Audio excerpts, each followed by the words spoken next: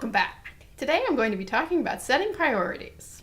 I do have a fun little tool we'll talk about later. First, I want to talk about what you need to know to be happy with the priorities you set. The cardinal rule of setting priorities is to realize that you do not have time to get everything you want to do done.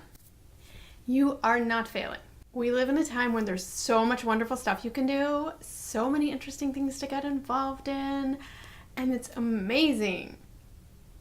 And that's great. You are just going to have to make choices about which things are important to you. I've known several people who've had a husband who chose to train for a marathon, and that can be great. And if that's your personal goal, that's an amazing thing, and I'm sure it's an amazing feeling. It's something I personally aspire to. I think it's a great goal, but it's just something that I can see when you prioritize that, then a lot of other things tend to fall by the wayside. Because I tend to have known the partners of men who have done this, the honey-do list does not happen, the time with family does not happen, and that's totally fine if those are your priorities.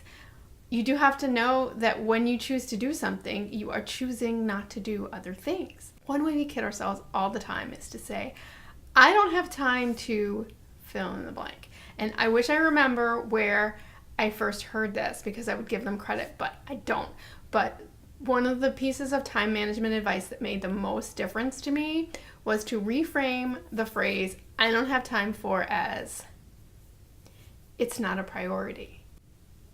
And that's okay. Not everything has to be a priority. The quote that I put on my little priority setting notepad, which we'll talk about later, it's from David Allen, who wrote the Getting Things Done book, and he's a big time management guy. The only thing is that I feel like time management is different for men than for women, so I kind of come at it from a more female approach. We'll get into that a little bit with setting priorities. He said that I love is you can do anything, but you can't do everything. That is the thing to remember, is that when you are making priorities, you are making choices. The less you act like life happens to you, and the more you own the choices that you make, the happier you're going to be. When it comes down to it, feeling on top of it, like you've just got this life thing under control, that simply means that you are 100% comfortable with the choices that you are making about what belongs on your to-do list and what belongs on your don't-do list. It's so easy to sit down and do like a brain dump of all the things you want to get done, and it all seems so important and it all seems so overwhelming. The tool that I like to use and don't use frequently enough, it's called a priority matrix. It is attributed to President Dwight D. Eisenhower. I don't know if he actually made it or if he just popularized it. The matrix goes this way. If it's urgent, it's on this side. If it's not urgent, it goes on this side. If it's important, it goes up here. And if it's not important, it goes down here. That's pretty cool. The challenge is that the first time you sit down to do this, everything you write down is going to seem, that's important, that's urgent, what are you talking about? So let's talk about what important and urgent really mean. What's important? I don't know what's important for you. If you haven't watched this first video in this series, I would encourage you to go back and do that, either when you're done or before, or pause and go back now. And I wanted you to sit down and think about what you are hoping to get out of planning. How are you looking to improve your life? And you may have multiple categories, but you have to know what the brass ring is, what you're really trying to get done right now. So once we have that in mind, it becomes easier to say what's important, because what's important serves my top goal. I'll give you some examples in my own life. Urgent generally means someone else expects it from you. Now, there are things that other people expect from you that you really want to do. And sometimes creating an expectation from other people that you will do something that is important to you is a really helpful tool. For example, for me, getting this time management video series rolling is something I've been wanting to do for a really long time. I've been meaning to do it. There's no specific external expectation on when to do it. I belong to a creative business owners group, and everybody's always like, yeah, you've got to do that, because I've done Veda before, vlog every day in August, Vlogust, whatever we're calling it, where you publicly say, I'm going to be posting a lot of videos in August. So I decided to tie in that external expectation of putting up a lot of videos in August with this series that I wanted to get done. I've tied what's important, goes up here, but it used to be in this column where there was no time sensitivity whatsoever. If you don't know Gretchen Rubin, I love her work. She talks a lot about habits and building the kind of habits that support the life you want to live. One of her quotes that I absolutely love is, "If it can happen at any time, it happens at no time." A lot of these things that are important but not urgent are things you really want to get done, but there's not necessarily a deadline. To move the important, not urgent, over into the important, urgent column, I find that really helps me get things done. I would define something that's urgent as something that someone else expects you to do, generally by a specific time. For me, in my business, I'm a small business owner. I filled one out a few weeks ago. I don't always do this. I really should.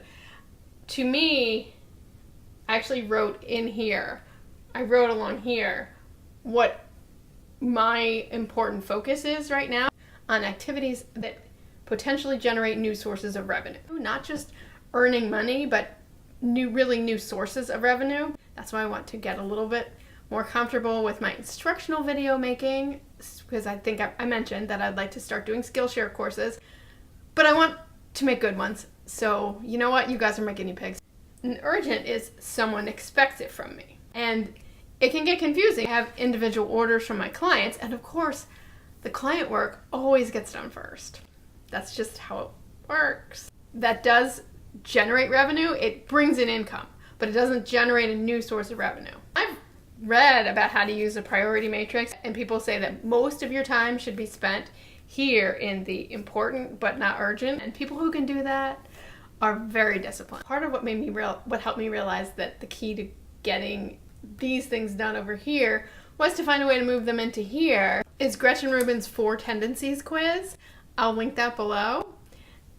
She separates people into 4 types. Types are people who are upholders, are people who have an easy time meeting inner expectations and outer expectations. Questioners are people who meet inner expectations easily but struggle to meet outer expectations. Obligors, which is the most common category, and I think a lot of women fall into this category too. People who easily meet outer expectations but struggle to meet inner expectations. Then there are rebels who tend to struggle to meet inner and outer expectations. I am an obliger, meaning I have an easy time if someone else expects it from me. So that's why for me it helps. Like this category, I got to accept it's not going to happen. Even though it is the key to moving the needle, it is everything I need to be doing, it is amazing, it is not going to happen. So I need to find ways of moving that over into here. I do sell this little pad. You can draw a matrix in any notebook though. You don't need my pad to use the technique. And there are other ways of setting priorities. What I really hope you take away from this video is feeling more confident in your own ability to decide what's important for you. If you're new to my channel, click subscribe below. When I started this series, my plan was to post videos on Mondays and Thursdays in August. I'm going to give myself some grace on the last week of Vlogust because I'm going to be out of town. I have some pre-filmed content. Most of it's kind of fun. Not doing anything super meaty the last week in August. I do want to keep up this series. In July, I posted a fashion video every Sunday and a food video every Wednesday, and I think I want to keep that up because of how my schedule is already laid out. I will put a new time management post up every Friday. Starting the second week in September, I'm taking the first week off. See you tomorrow!